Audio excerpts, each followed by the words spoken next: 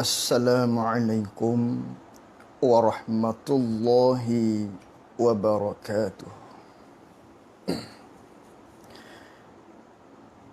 Bismillahirrahmanirrahim. Alhamdulillahi rabbil alamin. Wassalatu wassalamu ala ashrafil anbiya'i wal mursalin. Sayyidina wa maulana Muhammadin sallallahu alaihi wasallam. Allahumma arinal haqqa haqqan warzuqna ittiba'ah. Wa arinal batilan batilan warzuqna ijtinabah. Allahumma fakkihna fid din wa 'allimna ta'wilih. Allahumma fakkihna fid din wa 'allimna ta'wilih. Allahumma fakkihna fid din wa 'allimna ta'wilih. Allahumma nawwir qulubana binuri hidayatika kama nawwaltal arda binurika syamsika abadan abada. Birahmatika ya arhamar rahimin. Rabbi shrah li sadri wa yassir li amri wahlul 'uqdatam min lisani yafqahu qawli. Allahumma salli wa sallim ala sayyidina wa maulana Muhammad. Alhamdulillah. Pertama-tamanya kita merafakkan rasa syukur kita kepada Allah Subhanahu wa taala dengan karuniaan nikmat yang Allah Taala berikan kepada kita, terutamanya nikmat kesihatan. Maka kita memuji Allah Subhanahu wa taala. Para penonton yang dirahmati oleh Allah Subhanahu wa taala, pada malam ini ialah live bagi pengajian di Surau Haji Ismail Puncak Alam, yang mana pengajian di sana ialah menerusi kitab Faridatul Faraid fi ilmi aqaid, yang mana tuan-tuan muslimin muslimat bolehlah mendownload pada link yang telah saya berikan pada halaman muka surat 14, yang pada malam ini kita akan sambung dibilangkan daripada bawah pada baris yang ke-7. Kata pengarang rahimahullahu ta'ala, katanya, maka istighna Allah Subhanahu wa ta'ala itu, artinya arti istighna Allah Ta'ala itu ialah terkaya Allah, terkaya daripada tiap-tiap yang lain.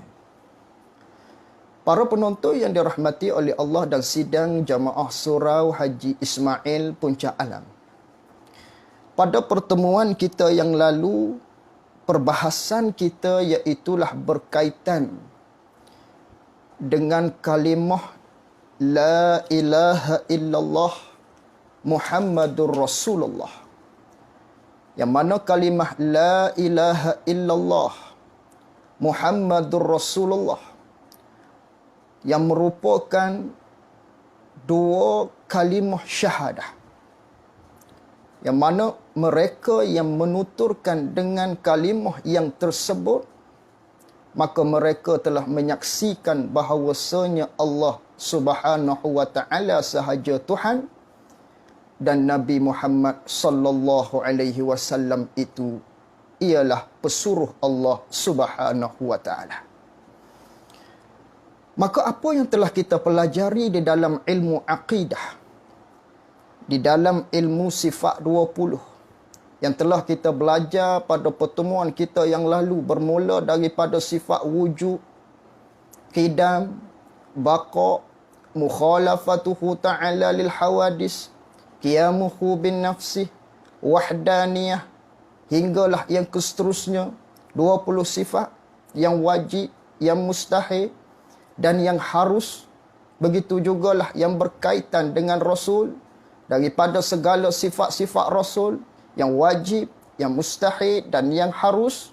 Maka kesemua itu yang kita telah pelajari di surau kita pada pertemuan yang dulu merupakan maknanya terkandung segala pengertian yang telah kita belajar daripada sifat-sifat Allah dan sifat-sifat Rasul, terkandung ianya di dalam makna dua kalimah syahadah, la ilaha illallah Muhammadur Rasulullah.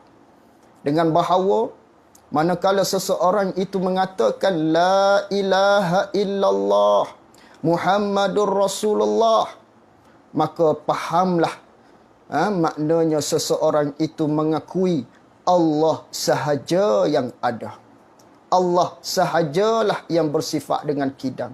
Allah lah yang bersifat dengan baqa. Allah yang bersifat dengan mukhalafah dan segala-galanya daripada sifat-sifat Allah dan sifat-sifat Rasul yang telah kita pelajari.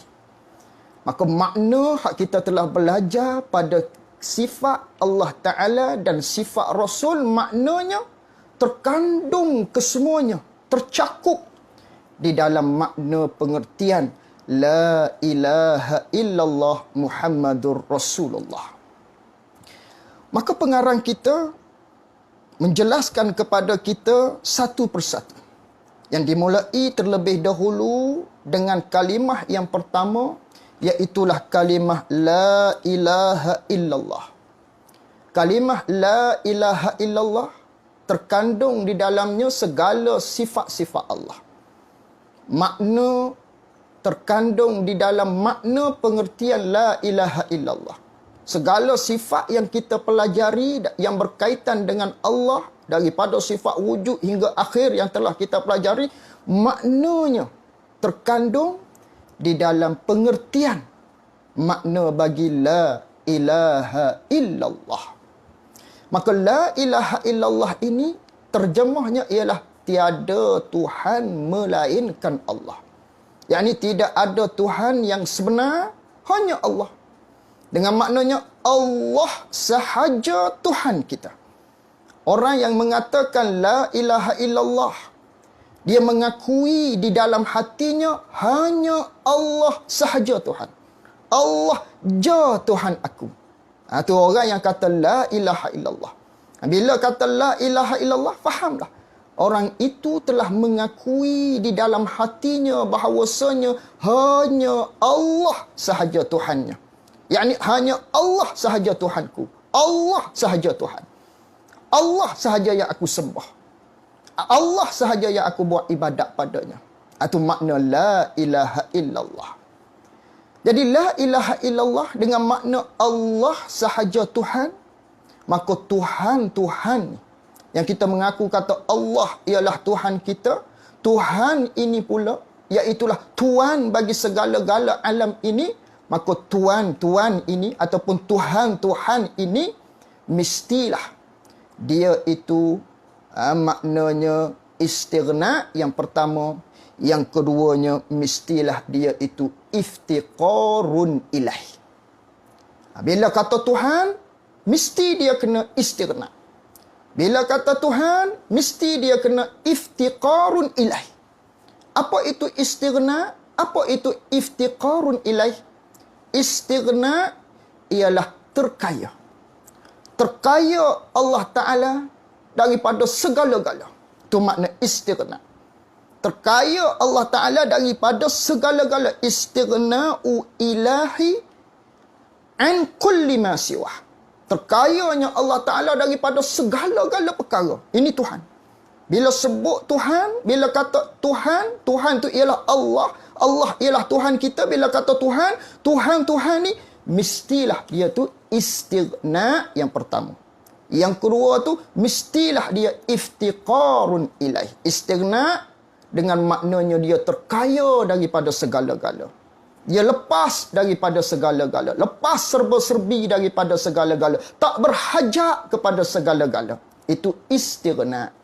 Itu Tuhan. Kata Tuhan, dia mesti istighna.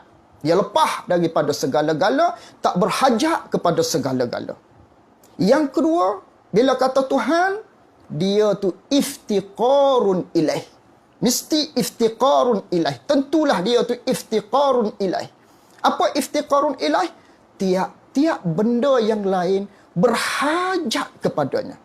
Tiap-tiap benda yang lain, makhluk-makhluk ini semuanya berhajat kepada Allah Subhanahu wa taala. Yang disebut di dalam kitab Matan Barahim, waftiqarun kulli ma adahu ilaihi. Tiap-tiap benda yang lain berhajat kepada Allah Subhanahu wa taala. Inilah yang dikatakan dengan Tuhan. Bila kata Tuhan, dia mesti istighna, yang pertama.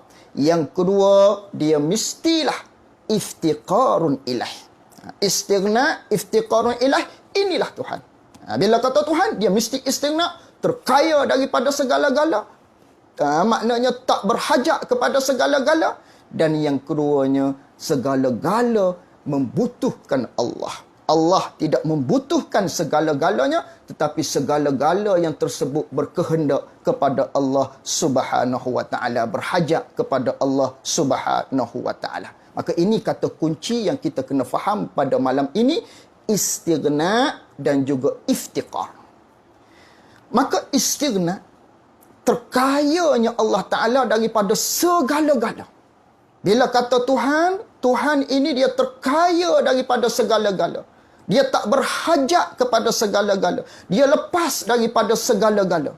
Maka lepas daripada segala-gala, tak berhajat kepada segala-gala ini, apa maksud? Apakah makna yang dikatakan dengan lepas daripada segala-gala? Allah Ta'ala itu istighna, Allah Ta'ala itu tak berhajat kepada segala-gala. Maka ulama' mendapati, ulama' fikir, dia buat rumusan. Istighna'nya Allah Ta'ala ini daripada 4 perkara. Istighna'nya Allah Ta'ala di atas 4 perkara ni. Terkayanya Allah Ta'ala di atas 4 perkara ni. Tak berhajatnya Allah Ta'ala, mari, mencakupi 4 perkara ni. Mana? Tak berhajatnya Allah yang pertamanya, tak berhajat Allah Ta'ala kepada yang menjadikan.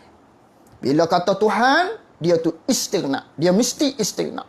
Dia itu tak berhajat kepada segala-gala. Maka tak berhajat pada segala-galanya yang pertama, iaitulah Allah Ta'ala tak berhajat kepada yang menjadikan dia. Ini masuk dalam kata istighna. Tak berhajat Allah Ta'ala kepada yang menjadikan dia. Dan yang kedua, tak berhajatnya Allah Subhanahu wa taala kepada zat yang lain untuk dia nak tumpang. Allah tak berhajat kepada sesuatu zat yang lain untuk dia nak tumpang pada zat tersebut. Tak. Allah tak berhajat. 2. Yang ketiga, Allah Ta'ala tak berhajat kepada sesuatu yang dapat menolakkan kekurangan pada Allah Ta'ala. Allah tak berhajat. Allah tak berhajat kepada sesuatu yang boleh nak menolak kekurangan di Allah. Tak. Kerana Allah Ta'ala tidak ada kekurangan. Maka Allah Ta'ala tak berhajat kepada sesuatu yang dapat menolakkan kekurangan padanya. 3. Yang ketiga, bila kata istighna, Allah Ta'ala tak berhajat kepada segala-gala. Allah Ta'ala tak berhajat. Allah Ta'ala tak berhajat kepada nak buat sesuatu perkara itu dengan tekanan. Tak berhajat. Allah lepas daripada segala-gala. Inilah makna istighna. Inilah maksud istighna. Inilah yang dikatakan dengan istighna'nya Allah. Inilah yang dikatakan dengan Allah Ta'ala ni lepas daripada serba-serbi. Lepas daripada yang menjadikan dia. Lepas daripada nak menumpang di benda yang lain. Lepas daripada yang nak menolakkan kekurangan pada diri Allah. Lepas daripada tekanan kena buat ataupun tekanan kena tinggalkan daripada perbuat sesuatu mungkin ataupun makhluk. Ini dia panggil istighna Allah Subhanahu wa ta'ala. Maka itu ialah Tuhan. Jadi bila kata Tuhan, dia mesti istighna. Maka istighna ini ada 4 tadi. Dan yang keduanya, apabila kata Tuhan, dia mestilah iftiqarun ilaih. Itu yang kedua. Iftiqarun ilaih dengan maknanya segala-galanya berhajat kepada Allah Subhanahu wa ta'ala. Itu Tuhan. Bila sebut Tuhan, kata kunci kita pada malam ini istighna. Yang keduanya iftiqarun ilaih. Istighna dengan maknanya Allah Ta'ala tak berhajat kepada segala-gala. Iftiqarun ilaih, segala-gala itu berhajat kepada Allah Subhanahu wa ta'ala. Itu istighna dan iftiqar. Itulah kata Tuhan. Itu panggil Tuhan. Jadi Tuhan mesti istighna, Tuhan mesti iftiqarun ilaih.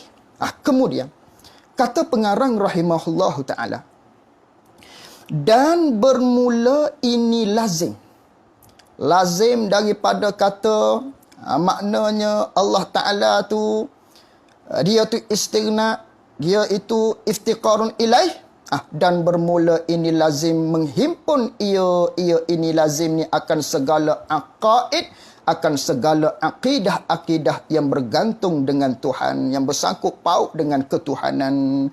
Lalu tu pengarang kita Syekh Ahmad Muhammad Zain Al-Fatani rahimahullahu ta'ala mengatakan, maka istighna Allah Ta'ala itu, arti istighna ni ialah terkaya Allah daripada tiap-tiap yang lain itu. Tak berhajatnya Allah Ta'ala daripada tiap-tiap yang lain itu, melazimkan, tentulah. Melazimkan dengan mana tentulah. Manakala kita kata Allah Ta'ala tak berhajat kepada tiap-tiap yang lain, Allah tak berhajat kepada tiap-tiap yang lain. Bila kita kata Allah tak berhajat pada tiap-tiap yang lain, melazimkan tentulah wujudnya wujud yang terkaya tadi. Yakni wujudnya wujud Allah. Fahamlah kepada kita pulaknya, mesti Allah Ta'ala tu ada. Allah Ta'ala tu tak berhajat kepada sesuatu. Allah Ta'ala tu istighna, lepas daripada serba-serbi. Dan Allah Ta'ala tu lepas daripada serba-serbi, tak berhajat kepada sesuatu. Fahamlah kepada kita, tentu dia tu ada. Ada yang zati. Kerana apa? Kerana Allah, kalaulah Allah Ta'ala tu bukan ada yang zati, dengan makna dia ada, tapi ada Allah Ta'ala ni dulu tak ada, sama seperti kita. Kita ni baru saja ada. Allah Ta'ala baru ada juga. Bukan ada yang zati. Bukan ada yang asli. Bukan ada yang hakiki. Bukan ada mutlak. Tidak. Ada yang aridi seperti kita. Kalaulah begitu, bermakna Allah berhajat kepada yang menjadikan Allah. Bila berhajat kepada yang menjadikan dia, kerana dulu dia tak ada, baru ada yang mengadakan dia, dia berhajat kepada yang mengada. Berhajat kepada yang menjadi. Maka tidak istighna lagi. Maka tidak terkayalah namanya. Bermakna Allah jadi berhajat kepada yang menjadi. Tak. Bila kita kata Tuhan ni istighna, Allah ni ialah maknanya dia tak berhajat kepada sesuatu, tentulah dia tu ada yang zati nama dia. Ada yang hakiki, hak telah kita bahas pada pertemuan yang telah lalu pada sifat Allah Subhanahu wa ta'ala. Ni hanya nak bilang saja. Nak bilang saja.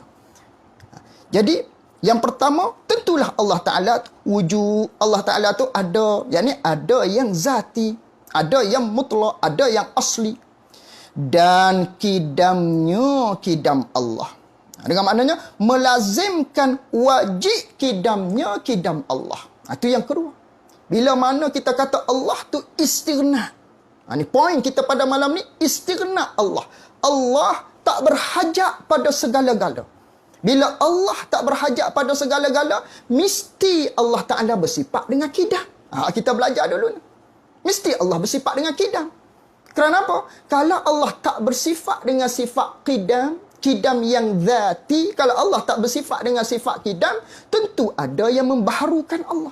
Tentu ada yang menjadikan Allah Subhanahu wa ta'ala. Kalau ada yang menjadikan Allah Subhanahu wa taala, tak terkayalah Allah. Tak istighna lah Allah Subhanahu wa taala. Ni kita duk bicaranya Allah tu istighna. Tak berhajat kepada segala-gala. Dah dia tak berhajat pada segala-gala, mesti dia ada. Satu, mesti dia bersifat dengan kidam. Yang kedua, mesti dia bersifat yang ketiga, mesti dia bersifat dengan baqa', dan baqa'nya baqa' Allah. Mesti dia bersifat dengan baqa'. Kerana apa? Kalau Allah Taala tu musnah, kalau Allah Taala tu mati, kalau Allah Taala tu hancur, akan hilang sebagaimana kita, tentu ada yang menghilangkannya. Tentu ada yang membuat jadi matinya Allah Subhanahu wa taala.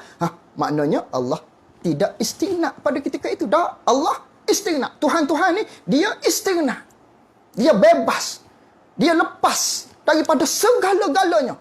Maka di antaranya dia lepas daripada yang menjadikan Allah. Maka bila dia lepas daripada yang menjadikan dia, tentulah dia tu ada yang zati, tentulah dia tu qidam yang zati, tentulah dia tu baqa' yang zati. Itu tiga. Dan mukhalafatuhu lil hawadis. Bila mana Allah Ta'ala tu terkaya daripada tiap-tiap yang lain, Allah Ta'ala tak berhajat kepada tiap-tiap yang lain, tentulah Allah Ta'ala tu bersifat dengan mukhalafatuhu ta'ala lil hawadi. Tak sama dengan makhluk. Kalau dia sama dengan makhluk, berhajat kepada yang menjadi. Kerana makhluk berhajat kepada yang menjadi. Kalau Allah sama dengan makhluk, berhajat kepada yang menjadi. Kalau Allah tu sama dengan makhluk, Allah berjirim, sifatnya berarak, Allah berhajat kepada yang menjadi. Tentulah Allah bersifat dengan mukhalafatuhu ta'ala lil hawadis. 4. Yang kelima, dan qiyamuhu binafsih. Bila kata Allah Ta'ala tu istighna, bila kata Allah Ta'ala tu tak berhajat kepada tiap-tiap yang lain, tentulah Allah bersifat dengan qiyamuhu binafsih. Qiyamuhu binafsih, hak makna yang makna yang kedua, iaitulah Allah tak berhajat kepada yang menjadi. Qiyamuhu Ta'ala binafsih ada dua makna. Qiyamuhu binafsih, makna yang pertama dalam kitab kita ni, Allah tak berhajat kepada yang nak tumpang dia. Sama. Yang kedua, Allah tak berhajat kepada yang menjadi. Maka bila mana Allah Ta'ala ni istighna, Allah tak berhajat kepada yang menjadikan dia satu dan tak berhajat kepada nak tumpang dia. Itu qiyamuhu ta'ala binafsih. Dua makna mencakupi. Dan wajib sama, dan basar, dan kalam. Bila mana kita kata Allah Ta'ala tu istighna, bila kata Allah Ta'ala tu terkaya, Allah Ta'ala tu tak berhajat kepada segala-galanya, maka mestilah Allah Ta'ala tu bersifat dengan sama. Kerana apa? Sekiranya Allah Ta'ala tak bersifat dengan sama, sekiranya Allah Ta'ala tak bersifat dengan sifat pendengar, bermakna Allah Ta'ala itu tuli. Kalau Allah Ta'ala itu tuli, tidak ada sifat pendengar, luput sifat sama dia Allah Ta'ala dengan bahawa Allah Ta'ala itu tuli, maka ketika itu dia berhajat kepada yang dapat menghilangkan ketulian tersebut. Maka tidak istighna lah kalau macam tu. Allah istighna. Tak berhajat pada segala-gala. Maka bila dia tak berhajat pada segala-gala, mestilah dia bersifat dengan sifat sama. Mestilah dia bersifat dengan sifat basar, pelihat. Kalau dia tak bersifat dengan sifat pelihat, dia buta, dia berhajat kepada sesuatu yang nak menghilangkan kebutaan yang ada padanya, kekurangan yang ada padanya. Lalu tu tidak istighna lagi. Dan mesti Allah Ta'ala bersifat dengan kalam. Apa kalam? Perkata. Kalau Allah tak bersifat dengan sifat kalam, Allah Ta'ala tu maknanya bisu. Kalau bisu, berhajat kepada orang yang nak menghilangkan kebisuan, kekurangan yang ada pada Allah Subhanahu wa taala. Bila kata Allah tu istighna, tak berhajat pada segala-gala, mestilah dia tu bersifat dengan sama, mestilah dia bersifat dengan basar, mestilah dia bersifat dengan kalam, dan mestilah dia bersifat dengan kaunuhu sami'an, dan kaunuhu basiran, dan kaunuhu mutakalliman. Kerana tiga sifat ni ialah sifat maknawi yang berangkai dengan sifat sama, basar, kalam. Kata kaunuhu sami'an, kaunuhu basiran, kaunuhu mutakalliman ni atas qaul, atas ulama yang membilangkan subut, yang mengisbatkan sifat maknawiyah. Atas qaul subut sifat maknawiyah, atas qaul yang mengisbatkan sifat maknawiyah. Habis itu. Baik. Kerana apa tu? Ini dia panggil illah. Kerana apa tu kita kata maknanya apabila Allah Ta'ala ni terkaya daripada tiap-tiap yang lain, melazimkan, fahamlah kepada kita, tentulah dia tu mesti bersifat dengan wujud, mesti bersifat dengan kidam, baqa', mukhalafah, qiyamuhu, sama', basa kalam dan hingga akhir tadi. Kerana apa? Kerana ilat dia. Kerana jika tiada wajib baginya, bagi Allah Ta'ala, oleh sifat ini, sifat yang tersebut tadi. Mana sifat yang tersebut sebelah tadi? Wujud, qidam, baqa', mukhalafah hingga akhir tadi. Hingga kita bilang tadi itulah. Maka jika tiada wajib baginya, bagi Allah Ta'ala oleh sifat ini, sebelah sifat tadi tu, nascaya kalau begitu, kalau Allah Ta'ala tak bersifat dengan sifat tadi, nascaya berkehendaklah kepada yang mengadakan, atau kepada zat, atau kepada mereka yang menolak daripadanya, daripada Allah, menolak akan kekurangan. Kalau Allah Ta'ala tak bersifat dengan sifat yang tersebut, maka berkehendaklah Allah Ta'ala kepada yang menjadikan dia. Kalau Allah tak bersifat dengan sifat wujud, kalau Allah tak bersifat dengan sifat qidam, kalau Allah tak bersifat dengan sifat baqa', kalau Allah tak bersifat dengan sifat mukhalafatuhu ta'ala lil hadis, kalau Allah Ta'ala tak bersifat dengan qiyamuhu binafsih, hak makna yang kedua, maka Allah Ta'ala berhajatlah dia kepada yang menjadikan dia. Maka tidak istighna lagi pada ketika itu. Sedangkan Allah ni, Tuhan ni, dia istighna. Kalau Allah Ta'ala tak bersifat dengan qiyamuhu binafsih, hak makna yang pertama, maka dia berhajatlah kepada zat. Kalau Allah Ta'ala tak bersifat dengan sifat sama, basa, kalam dan kaunuhu sami'an, kaunuhu basiran, kaunuhu mutakalliman, maka dia berhajatlah kepada yang menolakkan kekurangan padanya, pada Allah Subhanahu wa Ta'ala. Allah Ta'ala dia istighna, dia itu tak berhajat kepada segala-gala, tak berhajat kepada semua sekali. Bila tak berhajat pada semua sekali, masuk pada kata istighna itu sifat-sifat yang tersebut tadi. Masuk dalam kata istighna. Ni dia nak bilang saja ni. Habis itu. Maka apabila wajib baginya, bagi Allah Ta'ala segala sifat ini, segala sifat yang tersebut tadi, sebelah tadi tu, nascaya manakala wajib bagi Allah Ta'ala segala sifat ini, nascaya mustahillah oleh segala lawannya, lawan bagi segala sifat yang sebelah tadi. Maka mustahil itu mustahilah. Mustahilah bagi lawan hak sebelah tadi. Maka ini istighna Allah Ta'ala ni, masuk dalam kata istighna Allah Ta'ala ni 22 akidah. Hal keadaan 22 akidah itu daripada yang wajibat, daripada sifat yang wajib, dan yang mustahilah, daripada sifat-sifat yang mustahil, daripada wajibat dan mustahilat, daripada segala sifat-sifat yang mustahil. Sebelah yang wajib, sebelah yang mustahil tadi masuk dalam kata istighna Allah Subhanahu wa Ta'ala. Sebelah yang wajib, sebelah yang mustahil, jumlahnya 22 akidah kat situ. Sebelah yang wajib, sebelah yang mustahil, berjumlahnya 22 akidah masuk dalam kata istighna. Hak sekarang ni, hak kita duk bilang sekarang ni, yang mana jangan kita lupa asal perbicaraan kita. Asal perbicaraan kita iaitulah berkaitan dengan la ilaha illallah.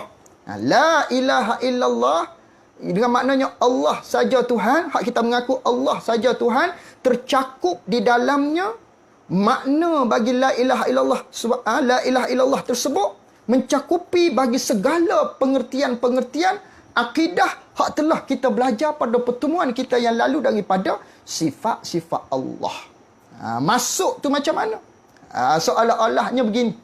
Banding saja. Seolah-olahnya La ilaha illallah ni satu tempat yang besar.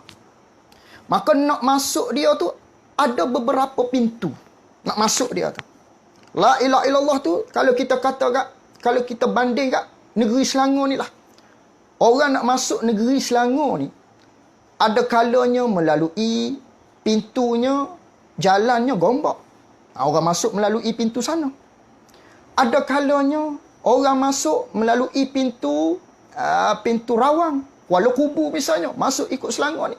Daripada mereka sebelah sana. Kalau sebelah sini daripada Gombak umpamanya. Semuanya nak tuju ke Selangor. Semuanya nak masuk ke Selangor umpamanya. Maka begitulah banding saja. La ilaha illallah. Satu kalimah yang mulia.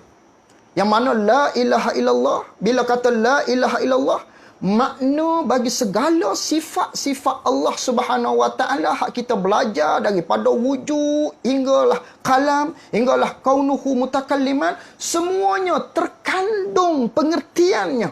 Bagi orang yang faham, bila kata la ilaha illallah, makna tersebut masuk di dalam kata makna la ilaha illallah. Kita belajar dulu. Wujud kita bakal hingga akhir. Maka oleh yang demikian, masuk tu ada kalanya masuk melalui pintu istighna, satu. Yang kedua, ada kalanya masuk melalui pintu iftiqarun ilaih. Yang mana Tuhan-Tuhan ni mesti istighna.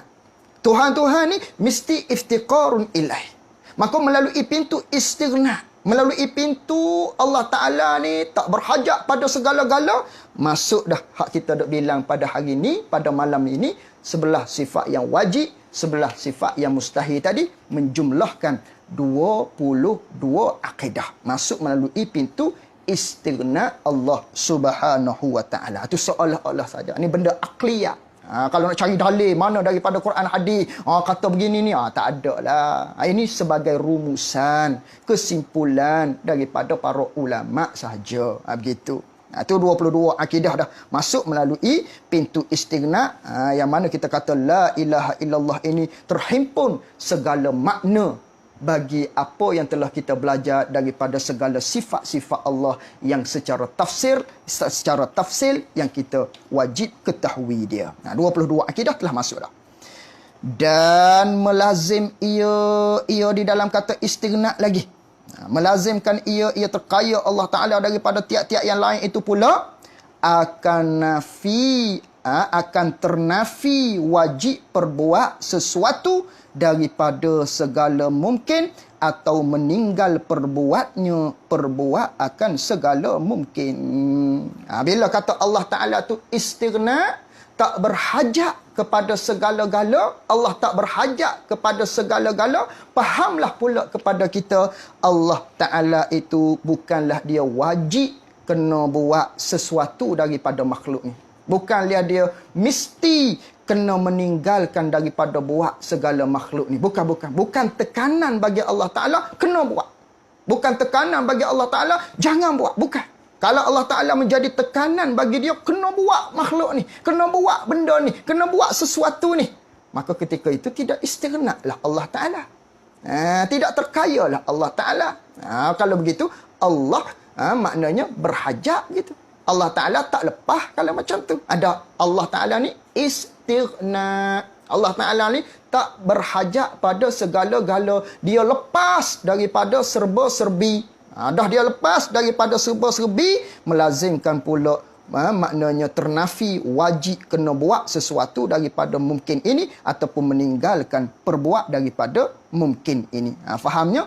Hanya harus sahaja Allah Ta'ala buat. Tiada tekanan apa-apa bagi Allah. Dia nak buat makhluk ni boleh. Dia tak mahu buat pun dia boleh. Kerana dia tu kuasa. Harus saja. Itu sifat harus. Masuk pula sifat harus dalam kata istighna. Dan jika tiada, yakni tiada ternafi wajib perbuat sesuatu daripada segala mungkin atau meninggalkan perbuat segala mungkin ni. Kalaulah tak ternafi wajib, dengan fahamnya wajib kena buat Allah Ta'ala ni, wajib kena tak buat benda ni. Kalau begitu, nescaya lazimlah, mestilah pada ketika itu ketiadaan istighna Allah daripada memperbuat sesuatu itu atau meninggalkan perbuatan sesuatu itu. Kalau begitu, mesti wajib tekanan bagi Allah Ta'ala.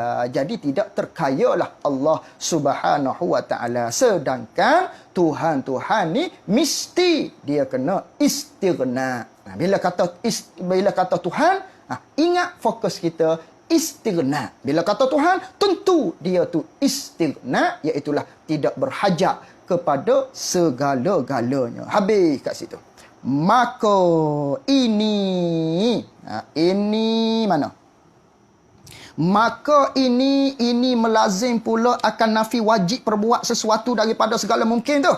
Maka ini hak ni ialah satu akidah pula sini, iaitu satu akidah pula ni ialah akidah harus nama dia. Itu dia panggil akidah harus. Hak kita belajar di sifat Allah Ta'ala harus sahaja Allah Ta'ala nak buat mungkin ataupun nak meninggalkan mungkin. Maka hak akidah harus ni lah, maka jumlah maka bermula jumlah. Kita takdirkan mubtada situ. Maka jumlah, yakni maka bermula jumlah. Maka bermula perhimpunan semua sekali ni. Barang yang lazim akan barang oleh istighna itu, yakni masuk di dalam bawah kata istighna ni semua sekalinya, jumlahnya berapa? Jadilah 23 akidah.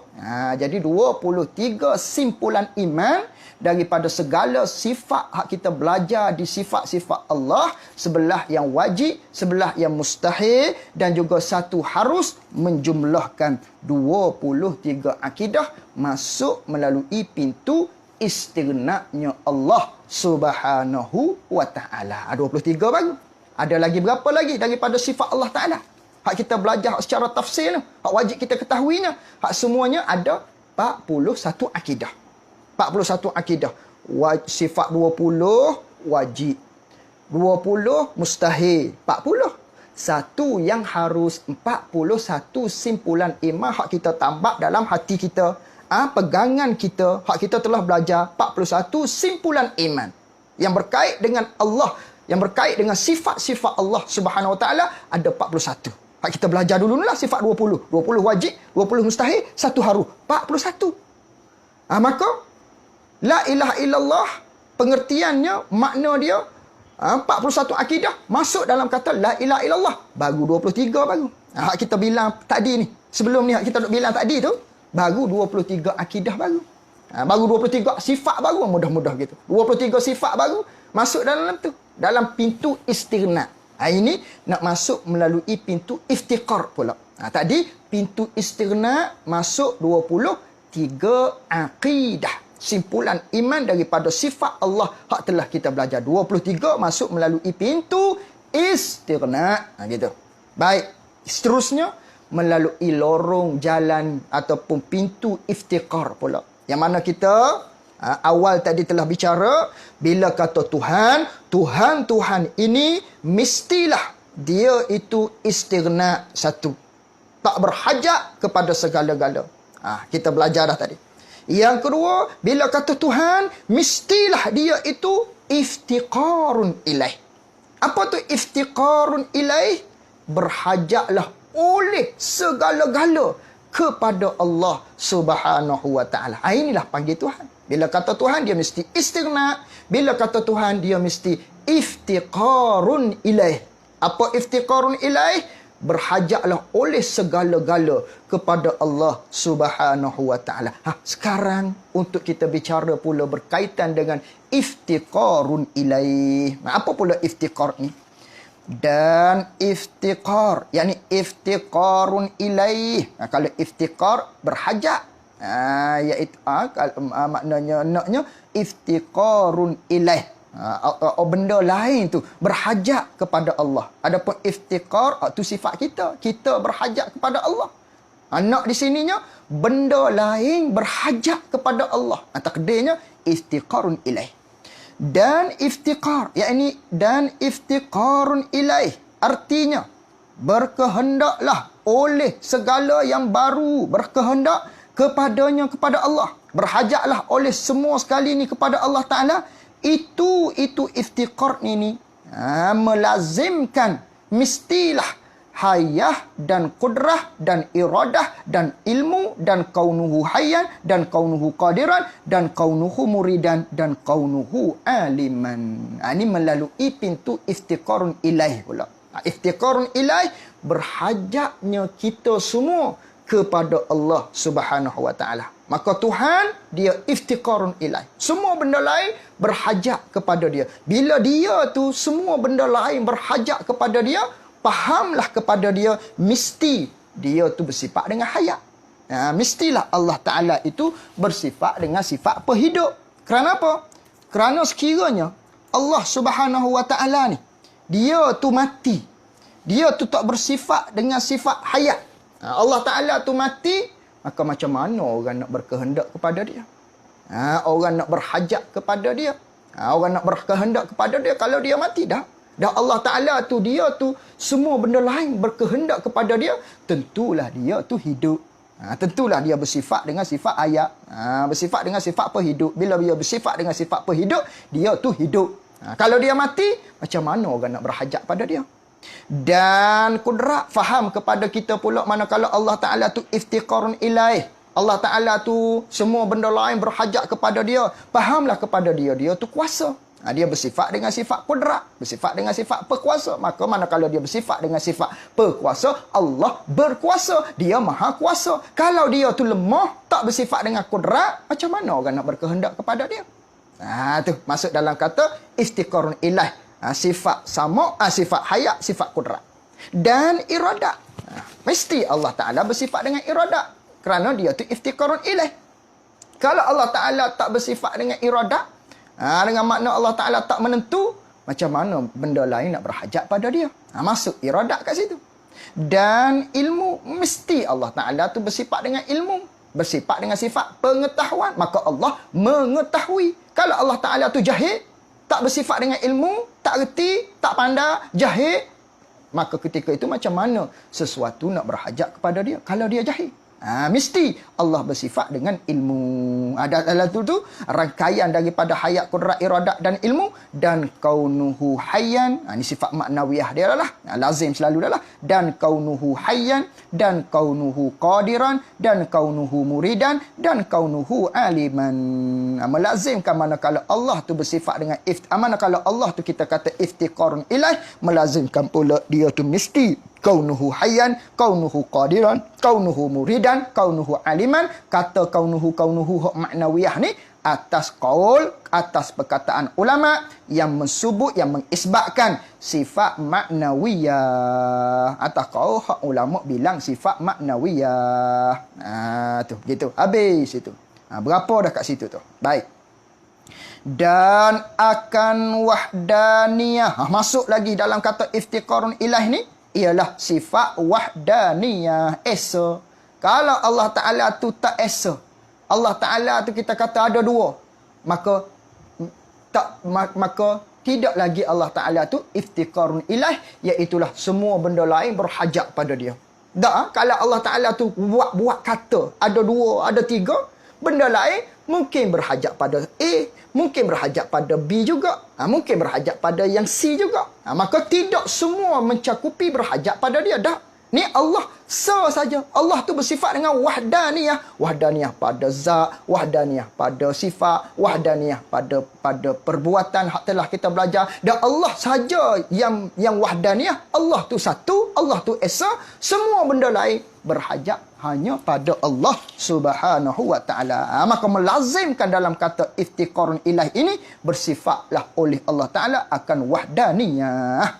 Manakala wajib segala sifat ini, manakala wajib segala sifat ini, yakni manakala nyatalah bagi kita wajib Allah Ta'ala bersifat dengan segala sifat ini, sifat hayat, sifat kudrat, iradah, ilmu hingga wahdaniyah tadi tu, mustahillah segala lawan bagi sifat hayat, kudrat, iradah hingga akhir hingga wahdaniyah tadi.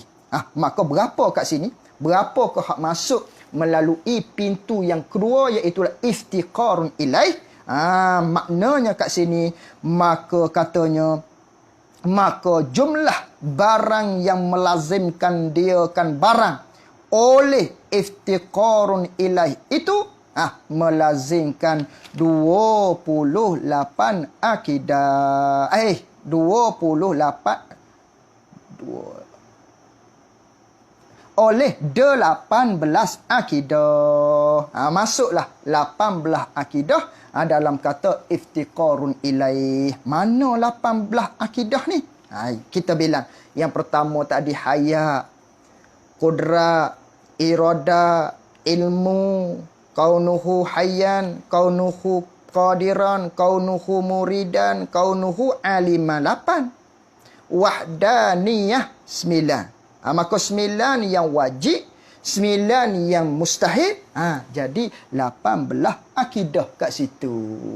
Jadi 18 akidah masuk melalui pintu iftiqar. Maka menjumlahkan kepada kita 41 akidah masuk dalam kata la ilaha illallah. 41 akidah masuk dalam kata la ilaha illallah tadi melalui pintunya istighna satu, yang keduanya melalui pintu iftiqarun ilaih. Habis kat situ. Ini huraian berkaitan dengan kalimah la ilaha illallah, yang mana kita kata kalimah yang tersebut mencakupi makna bagi segala pengertian yang kita telah belajar manakala kita faham, yang kita telah belajar pada pertemuan yang lepas daripada segala sifat-sifat Allah Subhanahu wa taala.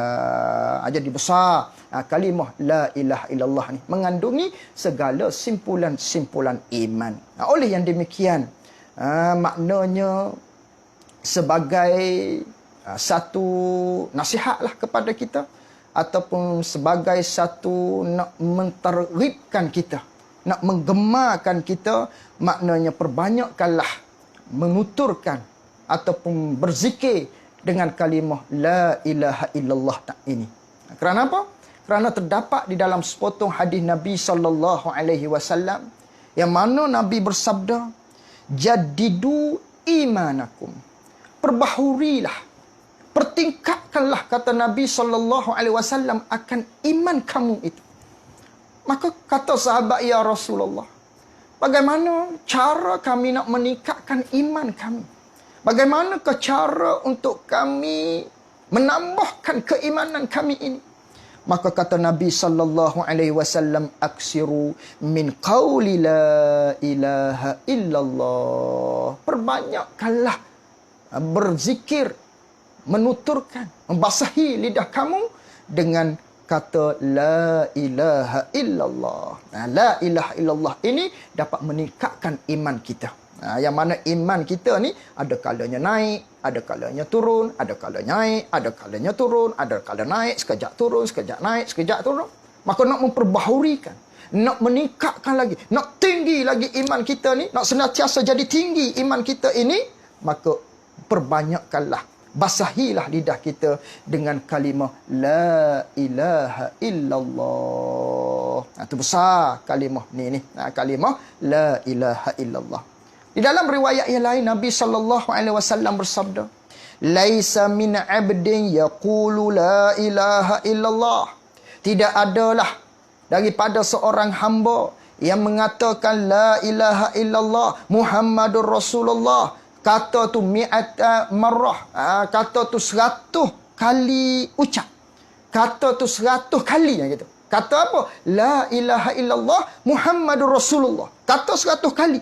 Maka Allah Ta'ala akan bangkitkannya. Ba'athahullahu Ta'ala fi yaumal qiyamah. Allah Ta'ala akan bangkitkannya pada hari kiamat. Hal keadaan mukanya bercahaya seperti bandingnya bercahayanya, berkilauannya malam bulan purnama. Bercahaya betul-betul kita di akhirat kelak. Bagi siapa? Mereka di antaranya kelebihan orang yang selalu dalam tiap-tiap hari dia kata, dia berzikir la ilaha illallah 100 kali tiap-tiap hari. Maka hak ni muka kita di akhirat kelak akan bangkit dalam keadaan bercahaya. Itu besarnya kelebihan kalimah la ilaha illallah. Maka sama-samalah kita beramal dengan dia. Mudah-mudahan di akhirat kelak kita dibangkitkan oleh Allah Ta'ala dalam keadaan mukanya bercahaya-cahaya seperti bulan purnama. Berzikir dengan kalimah La ilaha illallah ini sebanyak 100 kali tiap-tiap hari. Lagi pula kelebihannya lagi. Banyak kelebihan La ilaha illallah.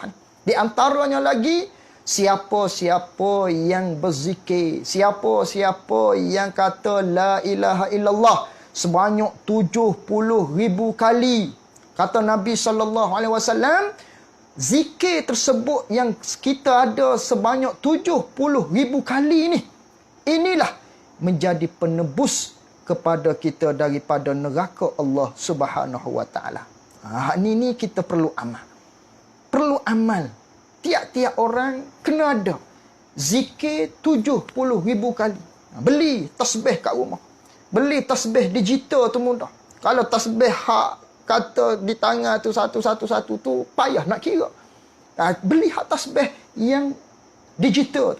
Hak ada nombor tu 1, 2, 3 mudah. Duduk atas kereta. Kalau perempuan sambil-sambil memasak, payah juga memasak nak tekan dah. Ikutlah dalam keadaan mana sekalipun ada zikir, ada benda di tangan kita mudah nak kira ni. La ilaha illallah, terpetik sekali. La ilaha illallah, picit sekali. Tengok hari ni berapa? Hari ni 500 katakan. Hari ni 300 katakan. Esok pula sambung. Duduk dalam kereta ke ikutlah petik La ilaha illallah, La ilaha illallah. Hari ni dapat 300 pula, 600 dengar semalam. Begitulah sehinggalah ada di dalam diri kita itu zikir sebanyak 70,000 kali. Yang mana zikir tersebut ialah penebus kita daripada neraka Allah Subhanahu Wa Taala. Ini 70,000. Amalkan bagi tiap-tiap diri masing-masing. Ini satu kelebihan. Kelebihan yang Allah Ta'ala anugerahkan kepada umat Nabi Muhammad sallallahu alaihi wasallam. Berzikirlah kita. Sama-sama kita berzikir. Buat maknanya zikir tersebut bagi diri kita sendiri sebagai penebus di akhirat kelak daripada neraka Allah Subhanahu Wa Taala. Mudah-mudahan Allah Taala selamatkan kita ini daripada golongan ahli neraka yang dimurkai oleh Allah Subhanahu Wa Taala. Oleh yang demikianlah di antara maknanya yang tersirat daripada orang kita ini melakukan tahlil. Tahlil kita buat tu nak hadiahkan kepada si mati tu, asalnya hak ni lah puncanya. Asalnya berdasarkan daripada hadis ni. Yang mana siapa yang ada zikir 70,000 ni penebus daripada neraka, maka ulama cuba nak menolong mereka-mereka yang telah mati ni. Yang mungkin di dalam umur hidupnya tak beramal dengan zikir ni. Mari kita sama-sama bantu dia. Contohnya seorang dalam hadir dalam majlis kita, majlis tahlil pada hari ni, seorang kita katakanlah berapa kita nak buat malam ni, kita andai-andai maknanya biar cukup pada malam pada tiap-tiap hak kita nak buat, katakanlah kalau 7 hari, biar cukup 70,000. Biar sekali tahlil sehari malam pertama biar dapat 10,000. Malam yang kedua biar dapat 10,000. Malam yang ketiga 10,000. Buatlah 7 hari tadi tu. Mudah-mudahan jadi 70,000 kita hadiahkan tahlil La ilaha illallah kepada si mati tadi. Kepada mayat tadi. Mudah-mudahan menjadi penembus kepadanya daripada api neraka Allah Subhanahu Wa Taala. Ini yang tersirat hikmah hak ulama buat ni. Tak mahu buat tu, ikut munglah. Gitu. Ikut munglah, tak caralah. Biarlah dia tu hak kita ni. Maka hak kita buat ni biar tahu. Hak kita buat ni biar tahu ni kedudukannya. Biar tahu kita nak buat ni, biar kita pandai tengok seramai mana hak mari, seramai mana hak hadir. Mudah-mudahan yang tahlil kita buat ni, selama mana hak kita nak buat tadi, cukup 70,000 untuk kita hadiahkan kepada si mati tersebut. Baru boleh bahan makanan dan sebagainya.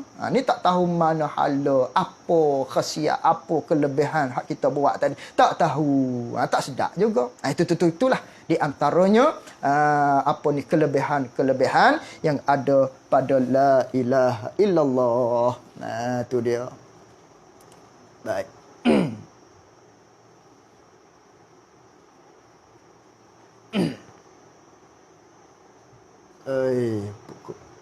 Pukul berapa dah weh?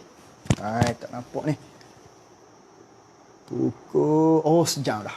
Baik. Rasanya setakat itulah dulu deh. Jadi untuk pertemuan kita pada malam ini rasanya setakat itu dulu. InsyaAllah kita akan bertemu pada pertemuan kita yang akan datang. Dan kalimah yang kedua iaitulah Muhammad Rasulullah. InsyaAllah kita akan bersambung pada pertemuan kita yang akan datang pada siri online kuliah kita di Surau Haji Ismail. InsyaAllah. Terima kasih banyak-banyak kepada rakan-rakan dan kepada jemaah Surau Haji Ismail dan khususnya kepada AJK yang sudi maknanya yang sudi menjemput saya lah untuk buat kuliah maghrib, kuliah selepas isyak ini secara online bagi meneruskan pengajian bersiri kita di surau tersebut menerusi kitab Faridatul Faraid.